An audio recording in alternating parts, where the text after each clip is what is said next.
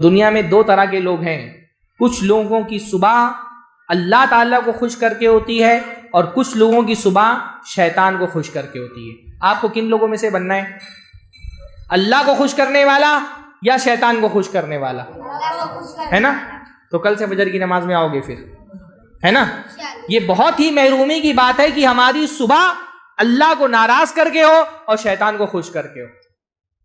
تو آئیں گے انشاءاللہ فجر کی نماز میں، انشاءاللہ بول دو بھائی، کہ ڈر لگ رہا ہے کہ آنا نہ پڑ جائے۔ ہاں واللہ اللہ کے نبی فجر کی جو فرض نماز ہے اس کی جو اہمیت ہے وہ تو اپنی جگہ پر، اللہ کے نبی نے فرمایا رکعتِ الفجر، فجر کی 2 رکعت سنت، فرض کی بات نہیں کہ اللہ کے نبی نے سنت کی بات کی، فرمایا رکعتِ الفجر خیر من الدنیا وما فیہا، دنیا اور دنیا میں جتنی نعمتیں ہیں ان ساری نعمتوں سے افضل کیا ہے؟ فجر کی 2 رکعت۔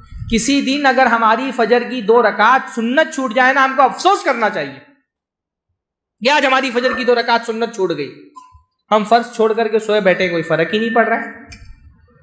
ہاں ابھی اگر فلائٹ ہو صبح کی کہیں تو رات میں 3 بجے اٹھ جاتے، تیاری کرنا شروع کر دیتے، کیوں کہ 5,000 10,000 15,000 کی ٹکٹ نکالیے فلائٹ کی، اگر فلائٹ مس ہو گئی تو 15-20 ہزار کا نقصان ہو جائے گا۔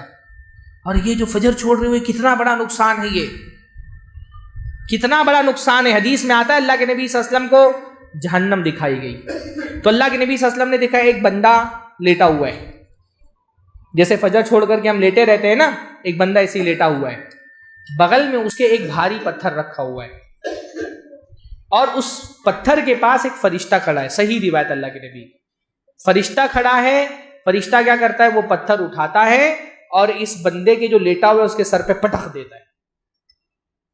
طاقتور فرشتہ وزندار پتھر اٹھا کر کے اگر پٹخ دے سر پہ تو کیا حال ہوگا؟ سر کا، سر بکھر جاتا ہے، ٹکڑے ٹکڑے ہو کر کے سر بکھر جاتا ہے، پتھر لڑک کے دور چلا جاتا ہے، اتنی فورس سے وہ پتھر پھینکا گیا تھا۔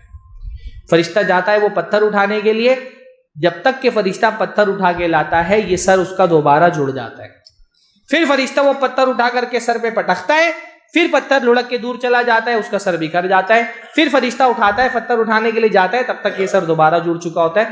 یہ عذاب مسلسل اس کو ہو رہا ہے۔ تو اللہ کے نبی صلی اللہ علیہ وسلم پوچھتے ہیں کہ کیا غلطی ہے اس بندے کی، کیوں اس کو یہ عذاب دیا جا رہا ہے؟ تو فرشتہ بتاتا ہے کہ یہ وہ بندہ ہے جس نے قرآن کا علم حاصل کیا پھر اس سے غافل ہو گیا۔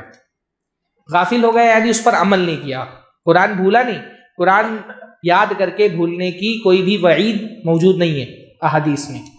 غافل ہونے کا مطلب دین سیکھا اور دین پر عمل، اس کا مطلب کیا کہ وہ کافر نہیں ہے، وہ مسلمان ہے۔ کافر کیوں قرآن سیکھے گا بھائی؟ مسلمان ہے جس کو یہ عذاب ہو رہا ہے۔ وَيَنَامُ عَنِ الصَّلَاةِ الْمَكْتُوبَةِ، اور وہ فرض نماز چھوڑ کر کے سویا پڑا رہتا تھا، اس کا عذاب اس کو دیا جا رہا ہے۔ اس حدیث کو سننے کے بعد کیا آپ فجر کی اذان کے بعد اپنے بستر پہ سو سکیں گے؟ نیند آئے گی کل فجر کی اذان سننے کے بعد؟ تو ابھی موبائل نکالو اور الارم لگاؤ فجر کا، سمجھ رہے ہو؟